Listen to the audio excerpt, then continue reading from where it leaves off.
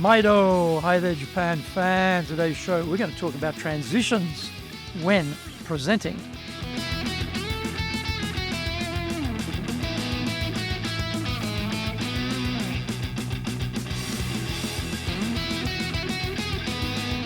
Prezen o master shimashou.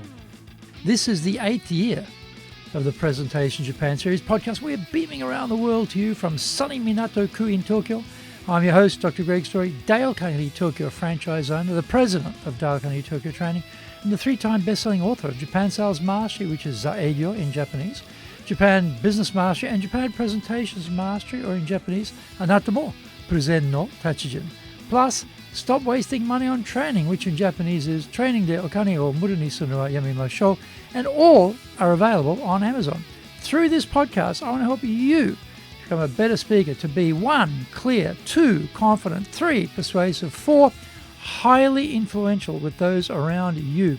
Don't forget to subscribe and share this podcast with your family, friends, and colleagues. We are not being sponsored by Libsyn, but we value your privacy, which is why we have our podcast hosted by Libsyn.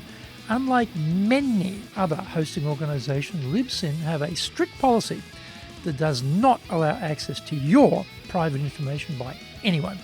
Here is our daily podcast lineup on Apple Podcasts. Mondays, the Cutting Edge Japan Business Show podcast. Tuesday, the Presentations Japan series. And every second Tuesday, the Business Tachijin no Oshier show. Wednesdays, the Sales Japan series. Thursdays, the Leadership Japan series. And every second Thursday, the Business Pro Podcasto show.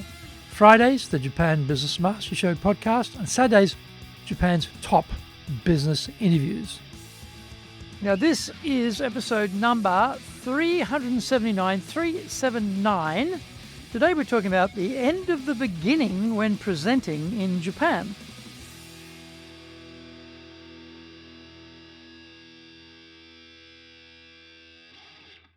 I was recently reminded of the importance of openings and transitions when presenting, watching a new speaker in action. They were using the occasion to establish their business here in Japan. Like this speaker, most of us face an audience who don't know us when we start speaking. They may have glanced at the blurb from the organisers listing our accomplishments and background, all proving we are a legitimate expert, someone people should listen to. Regardless of the massive self-promotion we passed across to the hosts of the event to send out to everyone, we still have to deliver the goods. The audience enters the room thinking about a lot of things, but thinking about us isn't the highest priority. They have that day at work to process what has happened so far. They also think about things they must do after our talk, and what is coming up later that day or the next. In other words, mentally, they're pretty busy. And then we turn up. Usually, the MC will introduce us and set the stage for us.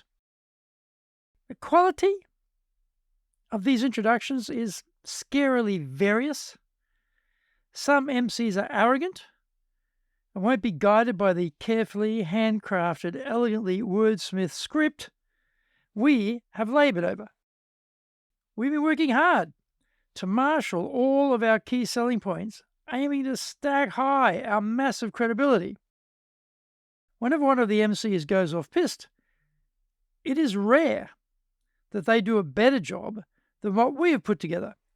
They often get the facts wrong and miss the key selling points. As a speaker, we should insist to the meeting hosts that the MC read out what we have prepared and not ad-lib, freestyle, or indulge themselves with our entry point to our talk. Be firm with this. Most people don't give talks and don't put their personal and public brands out there. They have no idea how important these small details actually are. In this speaker's case, the MC did a great job of selling them to the audience. What comes next is very important. We have to say something which grabs attention and sets the stage for the main points we're going to make. Remember, the entire crowd are fully obsessed with themselves and not us. So we have to smash through that mental preoccupation they have with their world and bring them into our world. We should have received a list of company names and their positions before the talk. This is a big help. It allows us to gauge the temperature in the room. Are they experts or amateurs or a mix? Depending on who is in front of us, we construct our opening. We know they are all self-interested. So, if we can open with something which appeals to that obsession, all the better. Find out more. We come back from the break. Our show today is brought to you by our public courses, but we also do custom in-house programs. We do them in Japanese, we do them in English, we do them in our super safe classroom, and we do them live online. Our show today is being brought to you by, on the 25th and 26th of April, our High Impact Presentations course. 26th of April, also doing our Winning with Relationship Selling program. 9th of May, we'll be doing our 3-day version of the Dale Carnegie course. Go to our website, dale-carnegie.co.jp. That's Dale, D-A-L-E Carnegie, CARNEGIE.co.jp. Lots and lots of value there for you. To do better in Japan, email me at greg.story, that's greg.story, S-T-O-R-Y, at dalecarnegie.com. If you like learning by watching videos, then we have over 2,300 there for you at Tokyo, Japan, Dale Carnegie TV on YouTube. We release 3 shows every week on YouTube. The Cutting Edge Japan Business Show, that's the premier business show in Japan, every Monday, Tokyo time. Fridays, we have the Japan Business Mastery Show, and on Saturdays, we release Japan's top business interviews, where I interview leaders from SMEs right up to the corporate captains of industry on one topic, leading in Japan. Now, every second Thursday, we release the Business Pro Television Show. Get my best-selling books on business in Japan. The Bible on Selling, Japan Sales Mastery, that's Zaegyo in Japanese, Japan Business Mastery, and Japan Presentations Mastery, which is Anatomo Present no Tachijin in translation, plus Stop Wasting Money on Training, which in Japanese is Training de Okane o Mudnitsu no Yamimashou. And all are available on Amazon.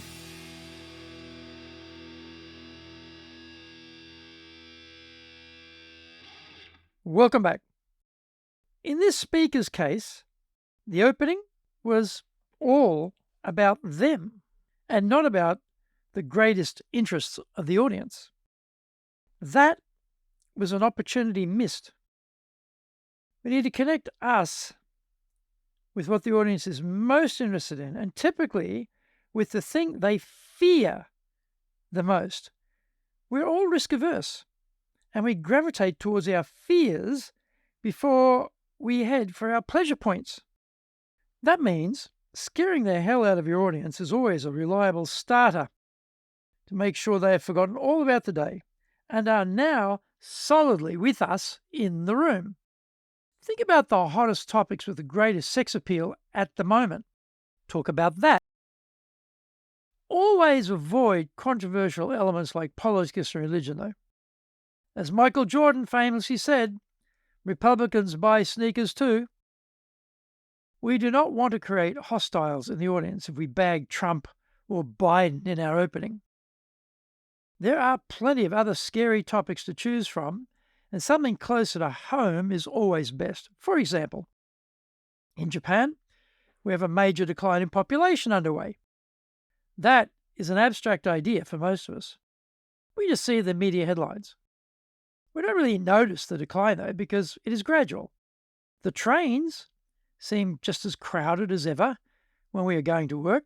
However, if we connect that to our own futures, we can bring that scary topic alive. We can say, it is good that we have a government-run pension scheme in Japan that we all contribute to. It is a worry, though, that probably by the time you are ready to collect your money, it may not be there. That scheme works based on the younger generation paying into the scheme so you can get your money out when you are older. If there are not enough young people contributing, there won't be enough money for you when you retire. That is what declining population means for most of us. Are you going to be okay when you stop working? After hearing that opening, the audience will be all ears to hear what we have to say on the subject. They're expecting we come with a solution, and they are ready for it. That staff meeting they have after this talk, or them picking up the dry cleaning, is now completely out of their minds, and they are fully concentrated on us. This then sets up the transition to the main talk, where we outline our key points backed up with evidence which is unassailable. Our speaker didn't manage to pull that off. Basically, they focused on themselves and missed the chance to really snag the audience's fears and therefore their full attention.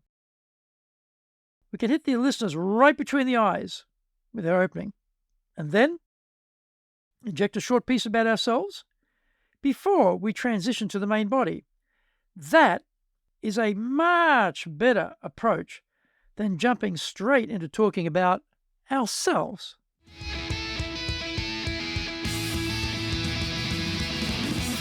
Did you get value from today's show? If you did, then share the love around with your family, friends, and colleagues. Don't forget to subscribe and share this podcast. Until the next episode, go out there and apply the learnings from today and become a presentations legend amongst your circle. Thank you for joining me, and please tune in next week. Remember, I'm in your corner, your go-to guy for soft skills training in Tokyo, committed to your success here in Nippon.